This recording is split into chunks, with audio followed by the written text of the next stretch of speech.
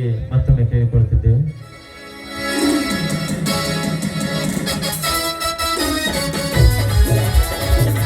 ಮುಂದಿನ ದಿನಮಾನಗಳ ಈ ನಾಟಕ ಇನ್ನೂ ಹೆಚ್ಚಿನ ಮಟ್ಟಿಗೆ ಮುನ್ನಡೆಗಳನ್ನು ಬೆಳೆಯಲಿ ಅಂತ ನನ್ನ ಎರಡು ಮಾತುಗಳನ್ನು ಹೇಳಿ ನನ್ನ ಎರಡು ಮಾತುಗಳನ್ನು ಮುಗಿಸ್ತೇನೆ. ದೇವರಲ್ಲಿ ಹಣೆ ಮಾಡಿದು ಈ ಒಂದು ಹೇಮಾಂಬಿಕಾ ದೇವಿ ಜಾತ್ರಾ ಮಹೋತ್ಸವ ಅಂಗವಾಗಿ ಈ ಒಂದು ಸುಂದರವಾದಂಥ ಸಾಮಾಜಿಕ ನಾಟಕ ನರನಾಗರು ಎಂಬ ನಾಟಕದ ದಿವ್ಯ ಸಾನ್ನಿಧ್ಯ ವಹಿಸಿಕೊಂಡಿರುವಂಥ ಪೂಜ್ಯರಾಗಿರುವಂಥ ಶ್ರೀ ಶೇಖರ ತಾತ್ನವರೇ ಮತ್ತು ವೇದಿಕೆಯ ಮೇಲೆ ಆಸೀನರಾಗಿರುವಂಥ ಅಶೋಕಣ್ಣ ಹೊಂದೂಟವರೇ, ಶರಣಗೌಡ ಅವರೇ, ಶಂಕರಗೌಡ ಮೇಲೆ ಇರ್ತಕ್ಕಂಥ ಅವರಿರೋದನ್ನ ಎಲ್ಲ ಮುಖಂಡರಿಗೂ ಮತ್ತು ಇವತ್ತೇನು ನಾಟಕ ನೋಡಕ್ ಬಂದಿರೋ ಎಲ್ಲ ನನ್ನ ಅಣ್ಣ ತಮ್ಮಂದಿರಿಗೂ ಮತ್ತು ಅಕ್ಕ ತಂಗಿಯರಿಗೂ ಕೂಡ ಶುಭ ಸಂಜೆ. ನಾವು ದಿನ ಒಂದು ಮನೆಯಲ್ಲೇ ಟಿವಿ ನೋಡೋದಾಗಿರ್ಬೋದು, ಮೊಬೈಲ್ ನೋಡೋದಾಗಿರ್ಬೋದು, ಅದನ್ನ ಏನಂತಂದ್ರೆ ಬಹಳ ದಿನಗಳಿಂದ ಚಿತ್ರೀಕರಣ ಮಾಡಿರ್ತಾರೆ. ಬಟ್ ಇಲ್ಲಿ ಏನಂತಂದ್ರೆ ಇಲ್ಲಿ ಬರ್ತಕ್ಕಂಥ ಡೈಲಾಗ್ಗಳು ಹೇಗಿರುತ್ತೆ ಅಂತಂದ್ರೆ ಅವಾಗವೇ ಮಾಡಿರ್ತಕ್ಕಂಥ ಡೈಲಾಗ್ಗಳು ಇರ್ತಾರೆ. ಆಲ್ರೆಡಿ ನಮ್ಮ ಸತೀಶ್ ಆಗಿರ್ಬೋದು ಮತ್ತು ಪ್ರಸನ್ನ ಅವರಾಗಿರ್ಬೋದು ಹೇಳಿದ್ರು ಏನಂತಂದ್ರೆ ತಪ್ಪುಗಳು ತೊದಲು ನುಡಿಗಳು ಬರ್ತಾ ಇರ್ತವೆ, ನೀವ್ ಯಾರು ಚೀರದೆ ಏನು ಮಾಡದೆ ಅವರಿಗೆ ಒಳ್ಳೆ ರೀತಿಯಾಗಿ ಪ್ರೋತ್ಸಾಹ ಕೊಡಿಸುತ್ತಾ ಈ ಇರ್ತಕ್ಕಂಥ ಹುಮ್ಮಸ ಎಂಡಿಂಗ್ ವರ್ಗು ಇರ್ಲಿ ಅಂತ ಹೇಳ್ತಾ ನನ್ನ ಒಂದು ಸುಮಾರು 3-4 ದಶಕಗಳಿಂದ ಯಾವುದೇ ನಾಟಕ ಆಡಿದ್ರು ಕೂಡ ಅತ್ಯಂತ ಯಶಸ್ವಿಯಾಗಿ ನಮ್ಮ ಗ್ರಾಮದಾಗ ಆಡ್ತಾರೆ ಅಂತೇಳಿ ಮುತ್ತಲಿನ ಗ್ರಾಮದ ಸ್ನೇಹಿತರು ಹೇಳ್ತಾ ಇರ್ತಾರೆ. ಇದು ಬಹುತೇಕ ಒಂದು ಈ ನಾಟಕದಲ್ಲಿ ಹಾಸ್ಯಮಯನ ಐತಿ, ದುಃಖ ಭರಿತ ಐತಿ ಮತ್ತು ರೌದ್ರ ಭರಿತ, ವಿಶೇಷವಾಗಿ ರೌದ್ರ ಭರಿತ ನಾಟಕ ಇದೆ. ಬಹಳ ನೀವು ಪ್ರತಿ ಕ್ಷಣಕ್ಕೂ ಕ್ಯೂರಿಯಾಸಿಟಿ ಇರುತ್ತೆ ಈ ನಾಟಕ. ಯಾಕಂದ್ರೆ ಇದರಲ್ಲಿ ಚಾಣಕ್ಯನ ಪಾತ್ರ ನಾನು ಮಾಡಿದ್ದೆ, ನಾಟಕದ ಬಗ್ಗೆ ಗೊತ್ತಿದೆ.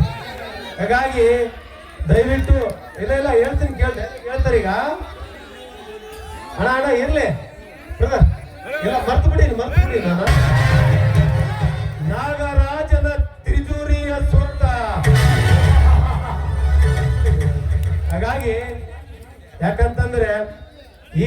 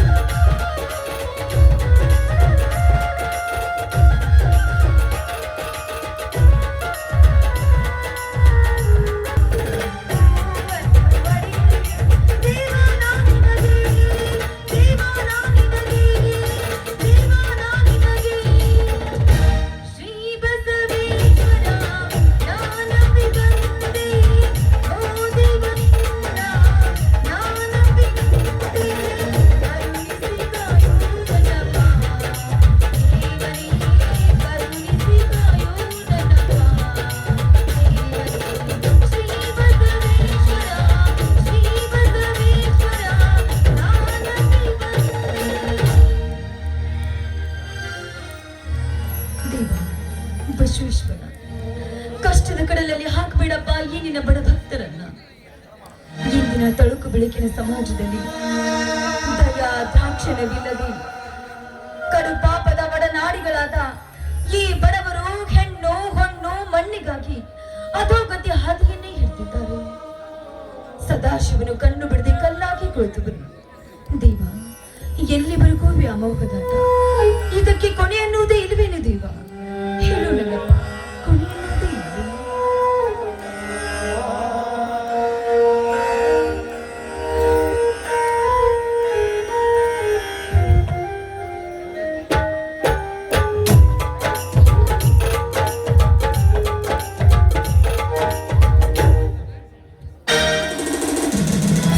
ಇದೇನನ್ನ ಬಟ್ಟೆ ಬರೆಗಳನ್ನ ಕಟ್ಟಿಕೊಂಡು ಎಲ್ಲಿಗೆ ಹೊರಟಿದ್ದೀಯಾ? ಹುಟ್ಟಿದ ಮನೆಯಲ್ಲಿ ರೊಟ್ಟೆ ಬಟ್ಟೆಗೆ ಬರ ಬಂದಾಗ ಅದರ ಹೊಣೆ ತನ್ನ ತಂಗಿ ಮೇಲೆ ಹಾಕದೆ ನನ್ನ ಹೊಸ ವಾಸಸ್ಥಾನವಾದ ಕುಬೇರ ನಗರಕ್ಕೆ ಹೊರಟಿದ್ದೇನೆ.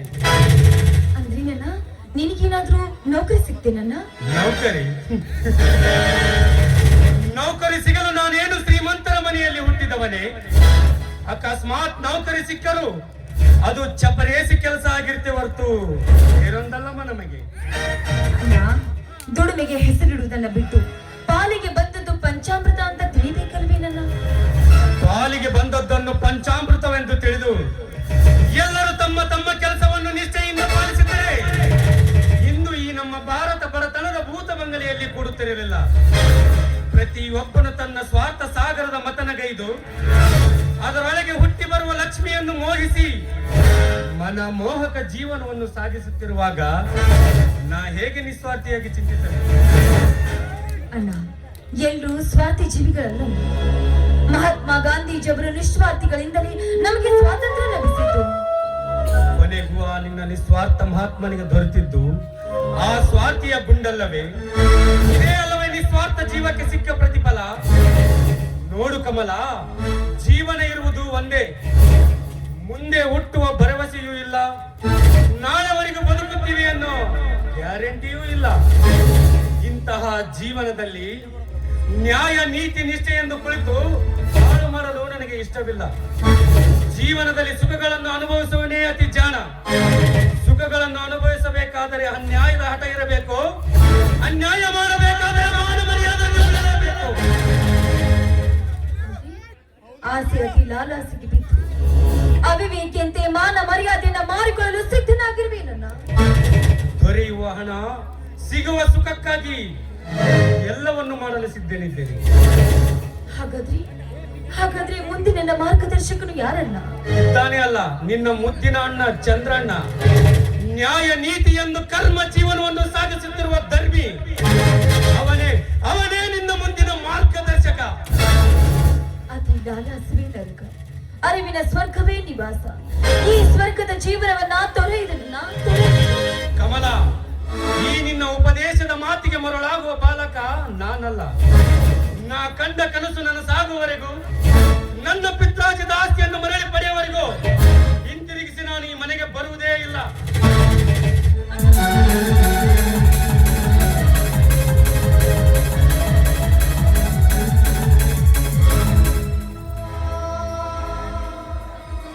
ನನ್ನ ಹಿರಿಯನಾದ ರಘು ದುಶ್ಚಟಗಳ ಕೊಪ್ಪರಿಕೆಯಲ್ಲಿ ಕೊಂದು ಹೋಗುತ್ತಿರುವುದು. ಆದ್ರೆ ನನ್ನನ್ನ ಚಂದ್ರನ ನ್ಯಾಯದ ಕೂತು ಸಂತೋಷವಾಗಿ ಬಾಳಬೇಕಾಗಿದ್ದ ನನ್ನನ್ನ ಈ ಸಂಸಾರ ಎಂಬ ಚಿಂತೆಯಲ್ಲಿ ಜೊತೆಯಾಗಿ ಬೆಂದು ನೊಂದು ಬಾಡಲುತ್ತಿರುವನು. ದೇವ ಬಸವೇಶ್ವರ, ನನ್ನನ್ನ ಹಿರಿಯನಿಗೆ ಸಕಲ ಸಮೃದ್ಧಿ ಸೌಭಾಗ್ಯವನ್ನ ಕೊಟ್ಟು ನೀನೇ ಕಾಪಾಡಬೇಕು ದೇವ, ನೀನೇ ಕಾಪಾಡಬೇಕು.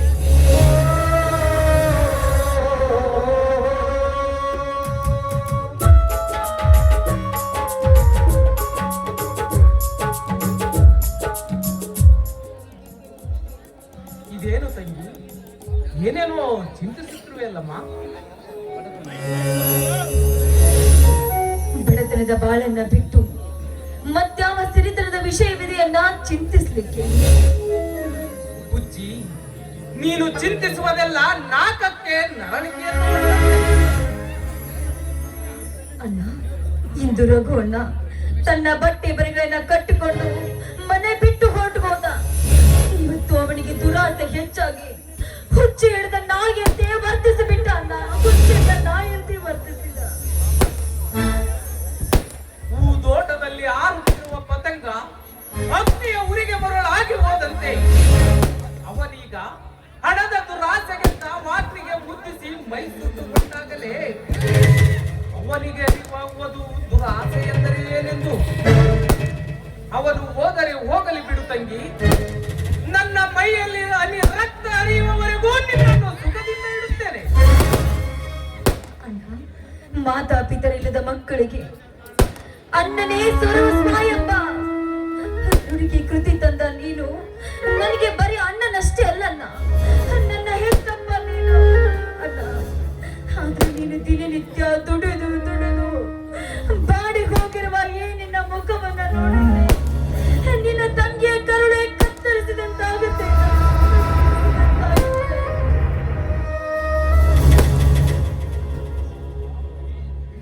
ಹುಚ್ಚಿ, ನಿನ್ನ ಕಣ್ಣಲ್ಲಿ ಏಕಮ್ಮ ನೀರು? ಸತ್ಯ ವಾಹನನಂತ ರಾಜನಿಗೆ ತಪ್ಪಲಿಲ್ಲ, ಕಣ್ಣಿಗೆ ಕಡಿದು ಸತ್ಯ ಹರಿಶ್ಚಂದ್ರನಂತ ಮಹಾರಾಜನಿಗೆ ತಪ್ಪಲಿಲ್ಲ, ಸುಡುಗಾಡುತ್ತಾರೆ ಜೀವಿಸಿ. ಇಂಥ ಮಹಾನ್ ವ್ಯಕ್ತಿಗಳಿಗೆ ತಪ್ಪಲಿಲ್ಲ ಈ ಹೊತ್ತಿನ ಕೊಟ್ಟಿನಾಟ. ಅಂಥದ್ದರಲ್ಲಿ ನಾನ್ಯಾವ ಮಹಾ? ಕಮಲ, ಕಷ್ಟ ಮಾನವನಿಗೆ ಬರದೆ ಕಲ್ಲಿಗೆ ಬರುತ್ತದೆ ಏನಮ್ಮ? ಈ ಎಲ್ಲ ಕಷ್ಟಗಳಿಗಿಂತಲೂ ಮಿಗಿಲಾದ ದೊಡ್ಡ ಚಿಂತೆಯೊಂದು ಬೆಟ್ಟದಂತೆ ತಲೆಯ ಮೇಲಿದೆ. ವಿಘ್ನ ನಿವಾರಕ ವಿನಾಯಕ ನಿರ್ವಿಘ್ನವಾಗಿ ನಿನ್ನ ವಿವಾಹವನ್ನು ನೆರವೇರಿಸಿದರೆ ನನ್ನ ಹೊಣೆಗಾರಿಕೆಯ ಭಾರ ಇಲ್ಲಂತಾಗುತ್ತದೆ. ಹೋಗಲ್ಲ ನೀನು. ನನ್ನನ್ನ ಬೇಗ ಈ ಮನೆಯಿಂದ ಹೊರ ತಳ್ಳಬೇಕು ಅಂತ ಆಲೋಚನೆ ಮಾಡಿದ್ಯಾ? ಇಷ್ಟು ಬೇಗ ಈ ನಿನ್ನ ತಂಗಿ ಬೇಸರವಳ? ಬೇಸರ ಯಾವುದಮ್ಮ? ನೀನು ನಿನ್ನೆಯ ನೊಡಗೂಡಿ ಮದುವೆ ಎಂಬ ಸೇತುವೆಯನ್ನು ದಾಟುವುದು ನನಗೆ ಬೇಸರವೇ? ಹಾಗಲ್ಲ, ಹೆತ್ತ ಕರುಣಿನ ಪ್ರೇಮ ಪೂರ್ತ ವಾತ್ಸಲ್ಯವನ್ನು ತೋರಿಸಿ ಬೆಳೆಸಿದ ನಿನ್ನನ್ನ ನಾನು ಬಿಟ್ಟು ಹೋಗ್ಲಿಕ್ಕೆ ಹೇಗೆ ಮನಸ್ಸು ಬರುತ್ತಲ್ಲ? ನನಗೆ ಮನಸ್ಸಿಲ್ಲ ಅಣ್ಣ, ಮನಸ್ಸಿಲ್ಲ. ನಿನ್ನ ವಾತ್ಸಲ್ಯಕ್ಕೆ ನಾನು ಮನಸ್ಸೋತೆ ತಂಗಿ. ಆದರೆ ಈ ವರದಕ್ಷಿಣೆಯ ಸಮಾಜದಲ್ಲಿ ಎಂತವರನ್ನು ಹುಡುಕಬೇಕು ತಿಳಿಯದೆ ನನ್ನ ಮನ ಚಟಪಡಿಸುತ್ತಿದೆಯಮ್ಮ. ಈ ನಮ್ಮ ಭಾರತ ಸರ್ಕಾರವು ವರದಕ್ಷಿಣೆ ಎಂಬ ಭೂತವನ್ನ ಹೊಡೆದೊಡಿಸ್ಲಿಕ್ಕೆ ಮಾಡುವ ಎಲ್ಲಾ ಪ್ರಯತ್ನಗಳು ಕೂಡ ನೀರಿನಲ್ಲಿ ಹೋಮ ಮಾಡಿದಂತಾಗಿದೆ ಅಣ್ಣ. ಇಂದಿನ ಸಮಾಜದಲ್ಲಿ ವಿದ್ಯಾವಂತರು ವಿನಯಶೀಲರೆಲ್ಲರೂ ವರದಕ್ಷಿಣೆ ಎಂಬ ಆಸನದಿಂದ ಮೇಲೇಳದೆ ಕುಳಿತಿದ್ದಾರಮ್ಮ. ಈ ಕಾರಣವಾಗಿ ಕೆಲ ಬಡ ಕನ್ಯೆಯರು ಕವಿ ರಶ್ಮಿಯ ದರ್ಶನವಿಲ್ಲದ ಅರಮನೆಯಂತೆ ಮದುವೆಯನ್ನು ಕಾಣದೆ ಕಂಗೆಟ್ಟು ಕುಳಿತಿದ್ದಾರಮ್ಮ.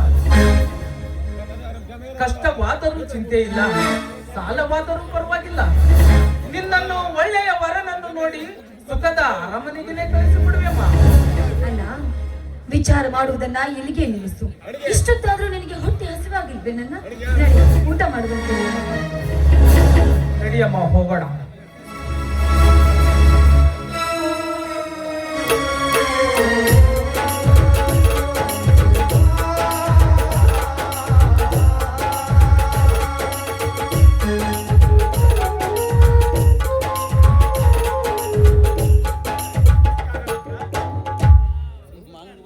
ನಮಸ್ಕಾರ ಮಿತ್ರ. ಯಾರು?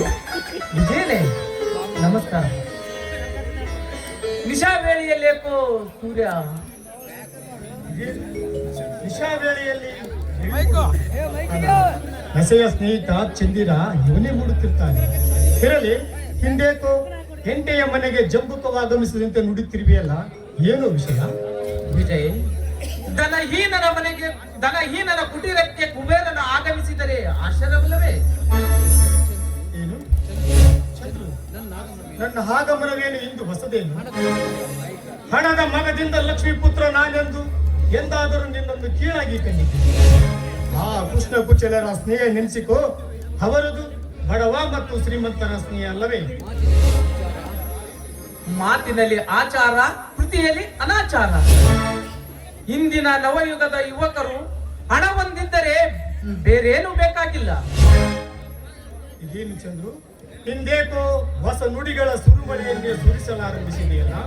ಎಂದಾದರೂ ನಾನು ಹಣಕ್ಕೆ ಬೆಲೆ ಕೊಟ್ಟಿದ್ದೀನಿ? ಹಣಕ್ಕೆ ಬೆಲೆ ಕೊಡಲಾರೆ, ಹಣಕ್ಕೆ ಬೆಲೆ ಕೊಡಲಾರೆನೆಂದು ಹೇಳುವ ನೀನೇ ಮುಂದೊಂದು ದಿನ ವರದಕ್ಷಿಣೆಯನ್ನು ತೆಗೆದುಕೊಳ್ಳದೆ ವಿವಾಹವಾಗುವಿಯಾ?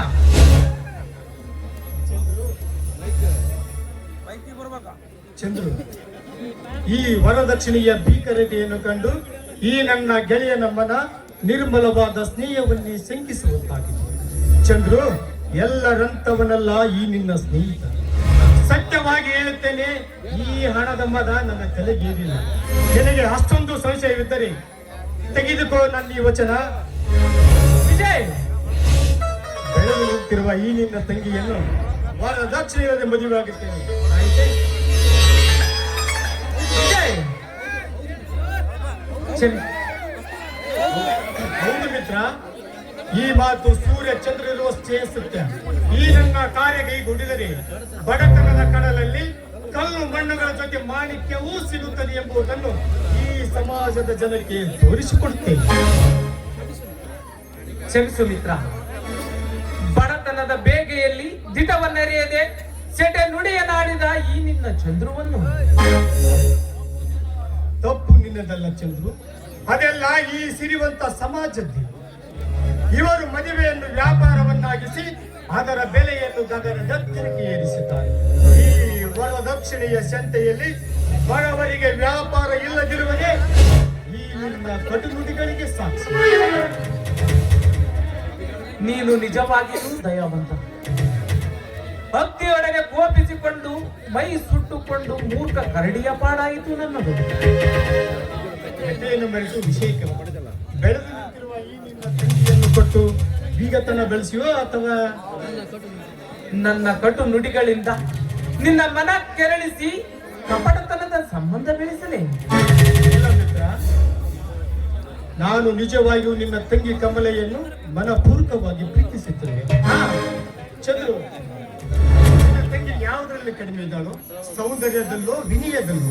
ಇಂತಹ ಕೆಸರಿನ ಕಮಲ ಸಿಗಬೇಕಾದರೆ ನನ್ನ ಪೂರ್ವ ಜನ್ಮದ ಮೊದಲು ನಿನ್ನ ಸಮ್ಮತಿಯನ್ನು ಹೇಳು ಅಷ್ಟೇ.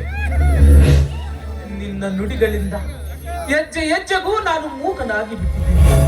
ನಿನ್ನ ಮಾತಿಗೆ ಬದಲು ಹೇಳುವಷ್ಟು ನನ್ನಲ್ಲಿ ಶಕ್ತಿ ಇಲ್ಲ. ತುಂಬಾ ಧನ್ಯವಾದಗಳು ಮಿತ್ರ. ಈ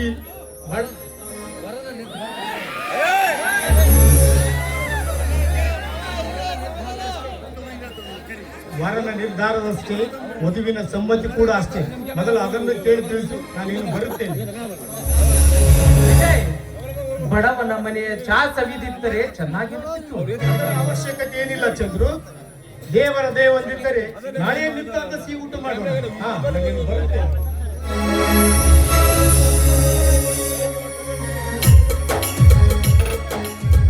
ವಿಜಯ್, ನೀನು ನಿಜವಾಗಲೂ ದಯಾವಂತ. ನಿನ್ನ ನಿರ್ಧಾರವು ನನ್ನನ್ನು ಮೂಕನನ್ನಾಗಿ ಮಾಡಿದೆ. ತಂಗಿ ಕಮಲ, ವಿಜಯನ ಬಾಳ ಸಂಸಾರ ಡೋಣಿಯಲ್ಲಿ ಪ್ರಯಾಣಿಸಲು ನಿನಗೆ ಇಷ್ಟವಿದೆಯೇನಮ್ಮ? ಹಿರಿಯರಾದ ನೀವೇ ತೀರ್ಮಾನಿಸಿದ ಮೇಲೆ ನನ್ನದೇನಿದೆಯಲ್ಲ ನಿಮ್ಮ ಇಷ್ಟದಂತೆ ಆಗಲಿ. ಅಂದರೆ ನಿನ್ನ ಸಮ್ಮತಿ ಕೂಡ ಇದೆ ಅನಿಸುತ್ತದೆ. ಮಾತಿಗೆ ಕಡಿವಾಣ ಹಾಕನ, ಮೊದಲು ಊಟ ಮಾಡುವಂತೆ ನಡೆ. ನಡೆಯಮ್ಮ.